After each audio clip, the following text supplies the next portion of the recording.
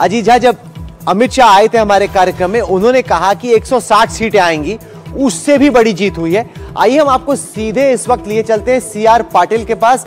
CR Patil Bhajpa के वरिष्ठ नेता हैं और साथ ही साथ केंद्र में मंत्री हैं, और इनसे हमारी मुलाकात हुई थी पूर्णिया में, जहां पे होटल मैफेयर में ये कह रहे थे कि देख लीजिएगा, जो मैंने गुजरात में किया लगभग वैसा ही कुछ बिहार में भी होने वाला है। जब आप हमें नाश्ते के वक्त पे ये बता रहे थे सीआर पाटिल साहब, तब मुझे लगा कि थोड़ा ज्यादा बोल रहे हैं। बिहार में करना, गुजरात में करना दो एकदम अलग चीजें हैं। अगर हम स्ट्राइक रेट पे नजर डालते हैं तो दिख रहा है कि बीजेपी का स्ट्राइक रेट 91.1, 91.1, जेडीयू का 81.2, आरजेडी का केवल 18, एआईएमएम का 21, कांग्रेस का केवल 8। तो हूबहू जो आप कह रहे थे उस दिन नाश्ते पे कि जो गुजरात में हुआ बिहार में होगा, वैसा ही आप लोगों ने करके दिखा दिया यहां बिहार में। तो जी ये हमने कुछ नहीं किया है, बिहार के लोगों ने ही मन बना लिया था कि पूरा देश अगर माननीय प्रधानमंत्री श्री नरेंद्र मोदी साहब के साथ है तो बिहार क्यों पीछे रहेगा। और उसी के कारण जो हम शायद उनका मन समझ नहीं सके, उन्होंने जो निर्णय किया हुआ था, जो संकल्प किया था, वो समझ नहीं सके। इसके लिए हम 160 के अगल बगल में चल रहे थे, मगर इन्होंने जो बम्पर जीत दिलाई, जैसे सुनामी आ गई।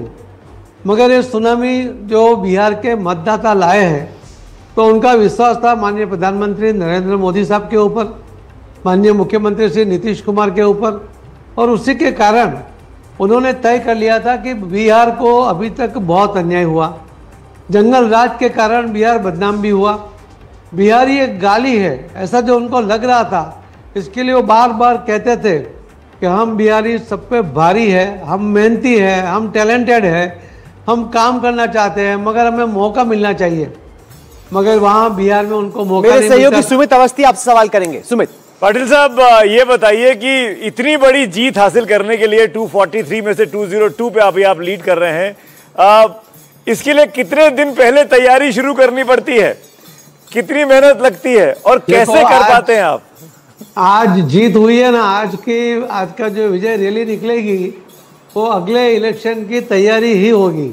अच्छा, तो उसी दिन से शुरू हो जाता है, जब रिजल्ट आना शुरू होता है वहीं से अगले इलेक्शन की तैयारी करनी पड़ती है। वो एक दिन, एक महीना, एक साल ऐसा इस पर नहीं होता है, पूरा 5 साल उसके लिए मेहनत करनी पड़ती है। और माननीय प्रधानमंत्री मोदी साहब, श्री अमित भाई शाह साहब जिस तरह से प्लानिंग करके मेहनत करते हैं, मेहनत तो करते हैं सब लोग, और प्लानिंग के आधार पर जब मेहनत करते हैं उसका परिणाम ये हमें आज बिहार में देखने को मिल रहा है। पाटिल साहब, एक सवाल और लेने का मन कर रहा मेरा आपसे। बीजेपी सबसे बड़ी पार्टी है, 91% का स्ट्राइक रेट, 92 सीटें जीतती हुई दिखाई दे रही है। क्या बीजेपी चाहेगी कि अब तो अपना मुख्यमंत्री बनना चाहिए? देखो, मैं और निर्णय करने में उसमें नहीं हूँ, और मैं ऐसा मानता हूँ कि पार्टी ने नीतीश कुमार जी को ही मुख्यमंत्री बनाना और उसी का नाम आगे करके ये इलेक्शन लड़ा हुआ है, और पार्टी उसी के रास्ते पे शायद आगे जाएगी ऐसा लगता है, और बिहार के लोग भी यही चाहते हैं।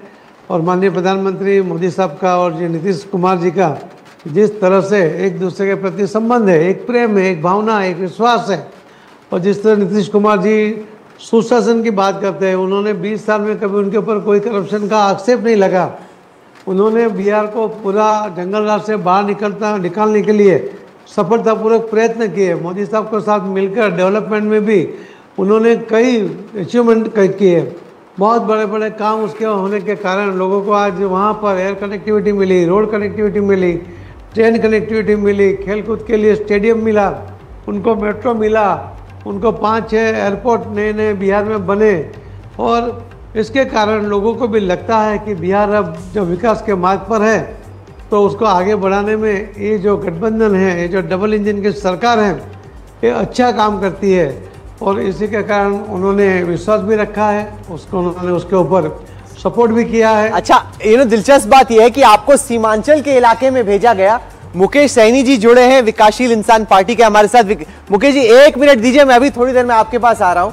अगर हम क्षेत्र के हिसाब से देखते हैं तो सीमांचल की 50 सीटों में, सीमांचल की जो 24 सीटें उसमें भी 15 बीजेपी और जेडीयू को मिली है, यानी कि जो इलाका आपका बड़ा कमजोर था वहां पे भी आप जीते। और यह भी चर्चा हुई कि हो सकता है कि ओवैसी की पार्टी इस बार क्रैश कर जाए, ऐसा हुआ नहीं। इस दफा भी असदुद्दीन ओवैसी की पार्टी ने अच्छा प्रदर्शन किया, यानी कि जो आपने तमाम समीकरण अलग अलग तरह से बिठाने की कोशिश की सीमांचल के इलाके में, वो भी काफी काम आई। इस बार भी एआईएमआईएम की 5 सीटें, पिछली दफा भी इतनी थी, और सीमांचल में भी आपके अलायंस का अच्छा प्रदर्शन हुआ है, जो आपके एकदम खिलाफ का इलाका था। मेरे पास करीब 78 सीट थी, उसमें से हम करीब 72 पे आगे चल रहे हैं या कहीं पे जीत भी गए हैं। हमारी कोशिश है कि 73 का भी फिगर उसके अंदर अगर जुड़ जाए, तो ये कोशिश चल रही है। वो अभी तो वोटिंग सिर्फ काउंटिंग ही है, मगर हमें अपेक्षा है कि हम 73 तक पहुंच जाएंगे। और मुझे लगता है कि हमने इसमें कुछ किया ऐसा नहीं है। माननीय प्रधानमंत्री मोदी साहब के लिए और श्री नीतीश कुमार के लिए जो लोगों के मन में भावना थी, और लोगों ने ही ये निर्णय तक कर लिया था कि एनडीए को जिताना है। हमने कई प्रयोग किए। हमने गुजरात में अलग अलग विधानसभा में से, कर्नाटक में से, कच्छ में से, यहाँ जो बिहार के लोग रहते थे उनके साथ वर्चुअल मैंने वहाँ से किया, पूर्णिया से किया, वहाँ बेगूसराय से किया।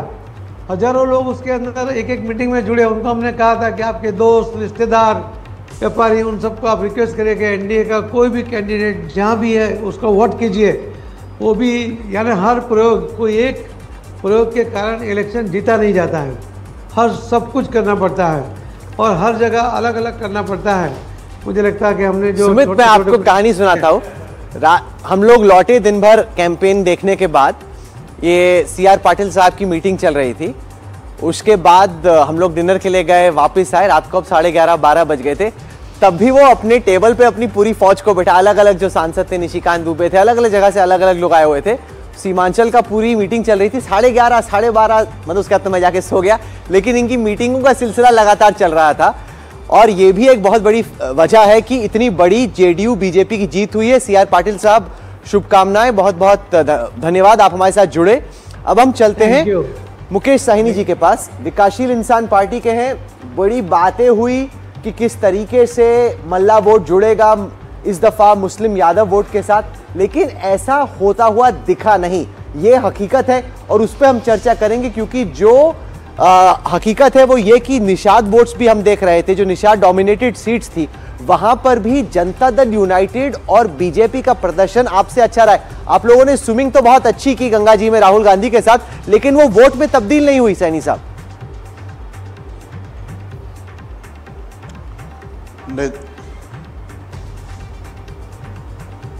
सैनी सर, आवाज आ रही है? आवाज, हेलो? नहीं सर, मुझे तो आपकी आवाज, बिहार की जनता की आपको आवाज सुनाई पड़ रही है कि नहीं मुझे नहीं पता, लेकिन हमारे स्टूडियो की आवाज आ रही है कि नहीं मुकेश सैनी जी आपको? जी हाँ, आ रही है अभी आवाज आपकी। अच्छा, मैं कह रहा हूं कि आपकी वो तैरती हुई रील तो बड़ी वायरल हुई, लेकिन जहां पे वायरलिटी चाहिए थी वोटरों के बीच में, वहां पे वायरलिटी बड़ी कम थी। ऐसी क्या वजह रही? नहीं, देखिए, ये तो सबके सामने में है। 200 प्लस के साथ एनडीए का सरकार बनने के लिए जा रहा है, और इसके लिए मैं मोदी जी को, नीतीश जी को मैं बधाई देता हूं और जनादेश को सम्मान करता हूं। और इसमें जो हम लोगों को अभी आने वाले समय में इस पर रिसर्च करेंगे कि आखिर ऐसा कैसा हुआ है। आज कुछ भी बोल देना सही नहीं होगा, लेकिन फर्स्ट दृष्टिकोण से, क्योंकि मैं राज्य का नागरिक हूँ, राज्य में 11 साल से काम कर रहा हूँ, इस सब चीज़ से मैं अगर एक चीज़ देख रहा हूँ, पहला दृष्टिकोण ये दिख रहा है कि मोदी जी के भाषा में रेवड़ी बांट के सरकार बनाना, तो वही अभी हमें देखने के लिए मिल रहा है कि 10,000 रुपया 20 चुनाव में 1.5 करोड़ माता बहन के खाते में, 1.5 करोड़ लोगों को माता बहन के खाते में पैसा जाना, और उनको बताना कि हम 2 लाख रुपया देंगे, 10,000 रुपया अभी दे रहे हैं और 1,90,000 रुपया हमारी सरकार बनने के बाद देंगे। तो ये देखकर, क्योंकि बिहार में गरीबी है, लाचारी है, परेशानी है, तो इसको देखते हुए लोगों ने मन बना के, माता बहन ने, और भरपूर वोटिंग उनके पक्ष में किए हैं। ऐसा अभी भी 50% वोट मोदी जी क्रॉस नहीं किए या एनडीए ने क्रॉस नहीं किया। अभी भी राज्य में एक बड़ा तबका जो है, नहीं, पर ये एक वजूद की लड़ाई थी, मुकेश सैनी के लिए थी, और आपके दावे थे कि जहां पे आप जाएंगे मल्ला वोट, निषाद वोट वहां पे आ जाएगा।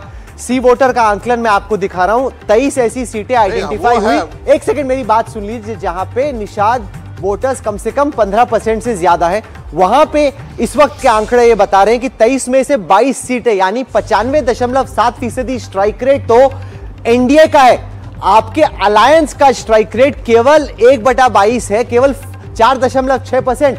आप तो जो इतने बड़े बड़े दावे कर रहे थे, बातें कर रहे थे कि ये मल्ला वोट, सन ऑफ मल्ला वोट डिसाइसिव होगा, वो तो कुछ हुआ ही नहीं सर। देखिए, मैं दावा हमेशा करते आया हूं कि मेरे पास 6-7% वोट है, पोलिंग कैपेसिटी 6-7% है और 6-7% अभी भी मेरे साथ है। रहा सरकार बनाने के लिए 42-45% की जरूरी है और इतना वोट निश्चित तौर पे मेरे पास नहीं है।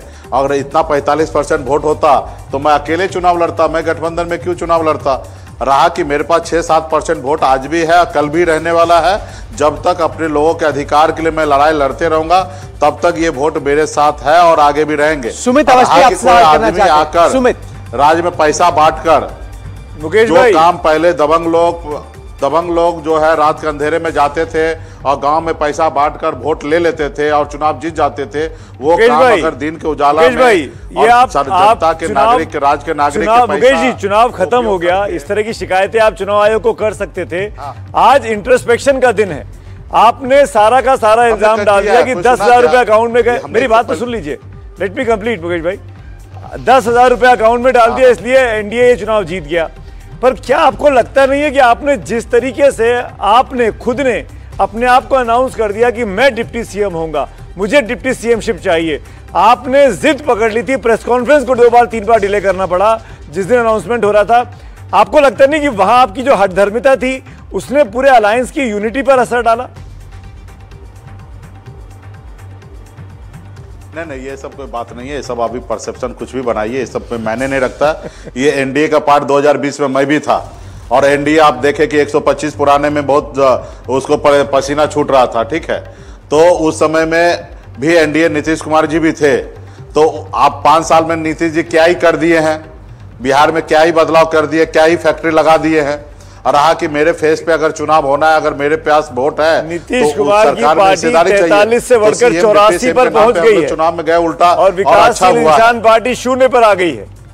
ये कर दिया नीतीश कुमार ने 5 साल की। ठीक है, उनको शुभकामना देते हैं, जनता ने उनको वोट दिया, उनको शुभकामना देते हैं, बधाई देते हैं। ये जय मृग आपसे सवाल करना चाहते हैं। जय, एक चुनाव अकेले लड़ा हुआ है, उसमें आपका 2.57 2.5% के आसपास वोट है। तो मैं मानता हूं 6 आपका एम्बिशन है, आपकी मनोकामना है कि आपका 6% वोट है। दूसरी बात, आपके नाम के उप मुख्यमंत्री पद के लिए घोषणा के बाद भी वो 2.5, 5, 6 या 7 नहीं बना। बहुत से सोशल मीडिया रील्स में बहुत बोलवाया गया कि भाई चारों जो कुनबे हैं, तुराहा, केवट, निषाद, मिल्ला, सब कुछ मिलकर 9% है, तो मुकेश जी को 6 मिलेगा ही मिलेगा।